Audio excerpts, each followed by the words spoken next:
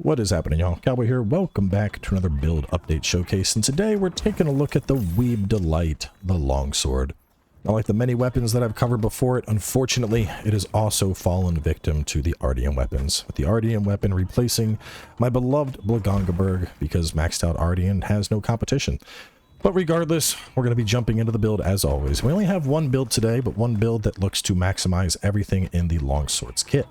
Now, before we jump into it, I briefly want to talk about Adrenaline Rush and Counterstrike, which are two substantial buffs that we can get access to. The first, anytime we properly time a foresight slash, we can get that buff up. And it's going to be a pretty solid buff. As long as we have that up, it's just extra raw, and as long as you're doing foresight slashes, you're going to maintain that, and it lasts for roughly 30 seconds, so pretty solid buff that's coming in. The other is going to be a way to get up Counterstrike without getting hit in the face, and that is through our Spirit Release Slash. As you saw right there, Spirit Release Slash has, I guess you could call them, shrug frames or rocksteady frames, whatever you want to call them. The point is we shrug off an attack, and as long as we shrug off an attack that would knock us on our ass, similar to Greatsword Tackle or FRS with the Switch Axe, we are able to utilize that and get up the Counterstrike buff. So taking advantage of that, we can get up Counterstrike, we can get up Adrenaline Rush, and that's going to be a fat amount of raw on top of an already very powerful kit. Another thing I want to talk about is the optimum longsword damage rotation. Now this one, it hurts to even say this. Other people have already done the math on this, and I had to do the math myself. I was like, there's no way. Unfortunately, it's true, but optimum longsword is the dumbest shit in the game right now. And even if you aren't abusing the Corrupted Mantle thing, you ready for this? This is the optimum damage combo for the longsword. That's it. That's it. You just Y and right trigger and Y and right trigger and Y and right trigger. And I really wish this wasn't true, but I did a 20-second damage test doing that. It totaled up to 3886 over 41 hits. I tried doing 3 Ys into a right trigger. That totaled up to 3559 for 39 hits. And then I tried doing 3 Y attacks into a, well, it wasn't a thrust. What was I doing? Yeah, there we go. It would have been a Rising Slash. 3 Ys into Rising Slash was 3553 for 42 hits, which was actually pretty close to the Spirit Blade cancel. But basically what's happening here is when we do the Spirit Blade, we're able to go directly into the Y attack very, very fast. And it's like, it's not quite an animation cancel, but we're definitely like cutting off some frames there. And so unfortunately, just looping Y right trigger, Y right trigger, Y right trigger, that is going to pump out more DPS than anything that we have in our entire kit, which is, kind of lame. I don't think that's what most people think when they play longsword. With that being said, I'm going to try to avoid doing it. I mean, I still think, utilizing your Y attacks is very good. If I have a big opening, go for that, go for the Spirit Blade and cancel in, and then continue with the Crimson Slash. And I wouldn't be surprised if the Y to right trigger is adjusted. Also, there's no way you're going to catch me playing longsword without executing Spirit Release Slash, because that's the coolest shit longsword has gotten in forever. But I just want to point it out, because I know someone's going to be like, you're not doing the optimum combo. I know it exists, but like, I don't want to play longsword like that. I don't want to just press 2 buttons over and over and over again. I want to do my Helmbreaker and my Spirit Release Slash and my EI Spirit Slashes and my Foresight Slashes, and I want to use the whole kit. Which, on that note, I've also heard some people say that we are able to do a Spirit Slash to get up Counterstrike.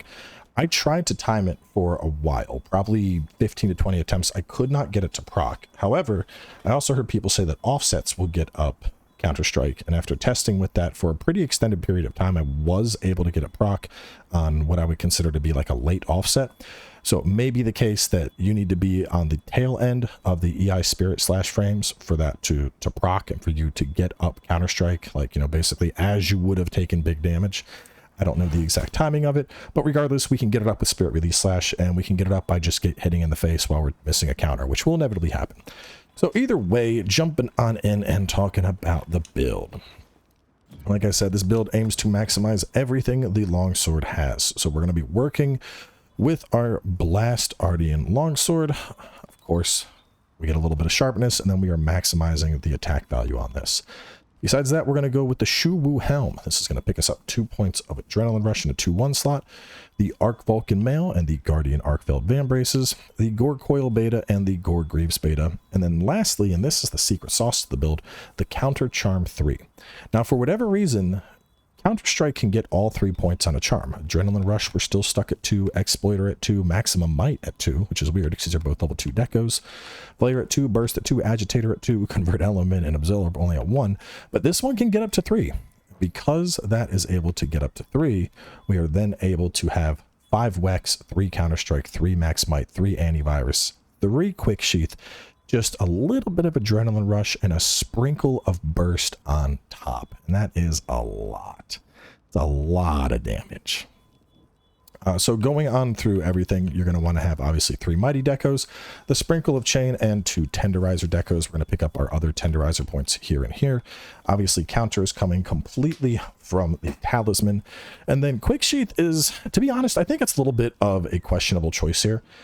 Back in World and back in Rise, yeah, 100%. You didn't leave home without Quick Sheath. But to be honest, it doesn't have the same benefit in Wilds that it did in those titles.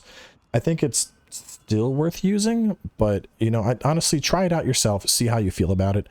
If you don't feel like you're getting the benefit out of it, you could always swap that out and go for, you know, Divine Blessing, or go for Recovery Up, or any other level 1 deco that you want. I have it in the build for the time being. I definitely don't think it's as valuable as it used to be, and it's something that I'm still kind of undecided on. And besides that, obviously you're going to need 2 Sane Decos, and then we pick up the Black Eclipse buff here, which is quite nice. And I know, you know, we don't have the Anja setup here, where we have the secondary stamina bar, but to be honest, the only real stamina action we have is a Foresight Slash with Longsword. And so that's not that much of a concern, because, you know, if we're sitting there and we're attacking, let Maximum Might get up real quick. You know, Maximum Might gets up, we do a Foresight Slash. We're going to lose Max Might, but, like, you know, it's going to be up within 3 seconds anyway. But that is going to cover the build. Not a whole lot going on here. I haven't done any testing with it, but I know a lot of people have said that doing elemental longswording is very good. To be honest, it's just one of those things where it's like, when I play elemental builds, I tend to, you know, IG, my Kinsect is getting involved. Charge Blade, big elemental blast. Swax, big elemental blast. Dual Blade and Sword and Shield, super fast element smacks. Bow, big element smacks. And so doing stuff like Elemental Lance, Elemental Longsword, Elemental Hammer, like, yes, I could, but it feels excessive to make that many builds. So I did not do an elemental build for Longsword. I would suggest trying that out if you are interested in elemental longsword. And to be honest, you could probably just straight up run this and like make this fire, slap a fire deco in the middle instead of having max, and just call it a day, and you'd probably be fine. But you know, longsword, it tends to benefit very nicely from raw, and this build certainly does. So we got one today, and that's what we're rolling with. But either way, that's enough of me talking. Let's go find a monster that's probably going to kick me around because I'm not too good with this weapon. We got a crazy hunt that just popped into the Wounded Hollow, so we got to go get it. This is a monster that I love. It's one of my favorites. I can't believe he's here. Look at him. What did you do to wander over here, you dumb fucking frog? We're going to find something else as well, but the fact that there was a Chotacabra in the Wounded Hollow, I was like, all right, bro, I gotta go fight it. It's a Chotacabra in the Wounded Hollow. Like, dude, that's like, no, no.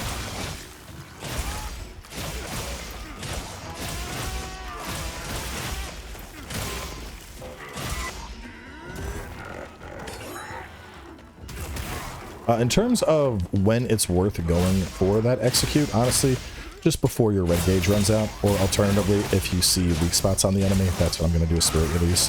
Because the thing is, we get so much benefit from being in the red gauge now that I'm trying to prioritize that.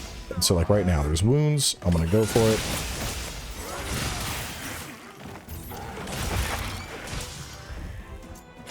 And then this way I can just hit the wounds and get straight back in.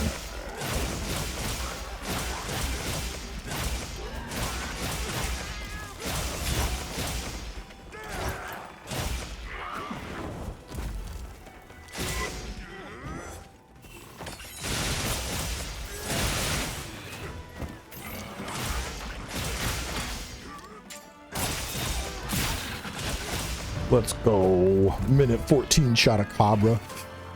That's right, I'm just fucking built different, boys.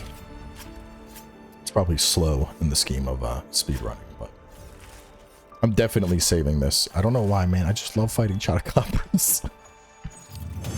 Like that kid that like kept breeding Lapras in Pokemon, and then they updated it to where Lapras was no longer going into extinction, except the reverse. I'm just hunting Chotacabras until they don't exist anymore. I don't know why. I love the little guy. Like he's by far my favorite like starter monster that I think we've ever had in a Monster Hunter. Bro's adorable.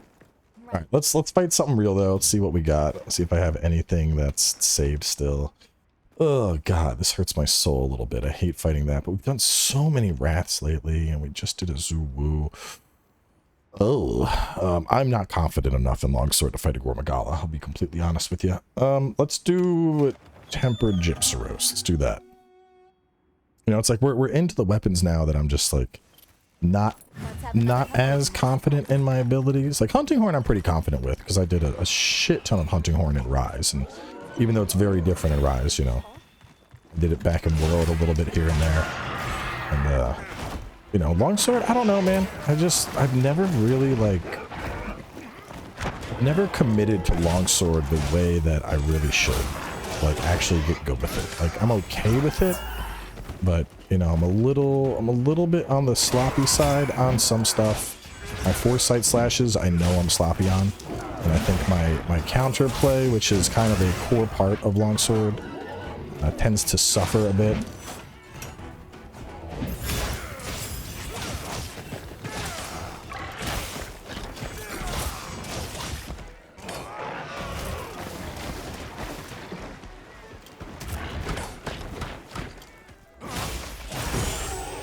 See, like that. I could have foresight slashed that, but I didn't. Why?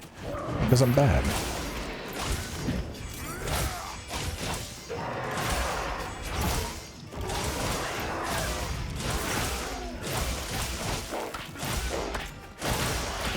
But if anything, I think that's kind of a testament to like, if an average ass player like myself can do this with Longsword, you know, imagine what a skilled player is going to be doing with Longsword.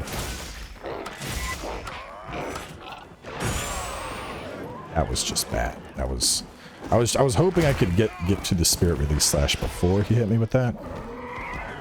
Obviously that is not what happened. Oh my goodness.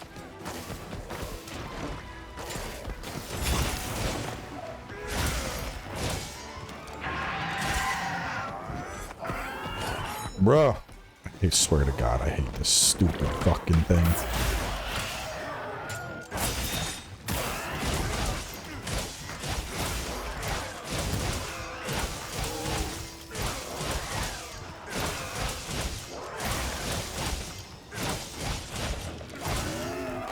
I will say this is actually insanely good at cutting off tails. He's already doing his fake death bullshit.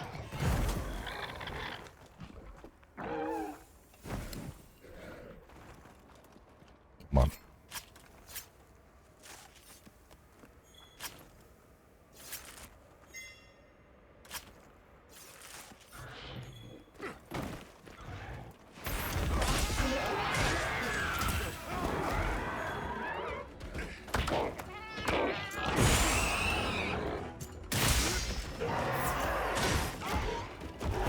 Ah, hit it. There we go.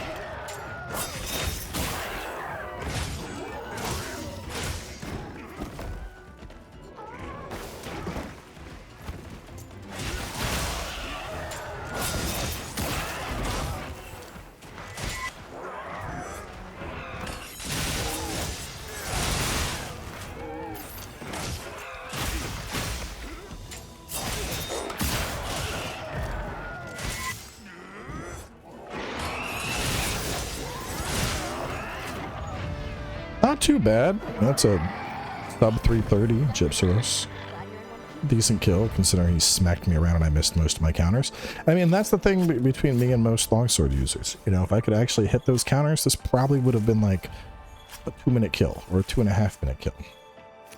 But I feel like it's one of those things where like, you need to commit, you know? I feel like the best longsword users, these are the people that are like, longsword is my ray. There is no other weapon in my line of sight. The longsword is the only ray. And, you know, I'm just too ADHD for that. But either way, I mean, the build clearly fucking pumps, and that's what matters. So we got Hammer and Hunting Horn coming up. Stay tuned. Catch you soon with more.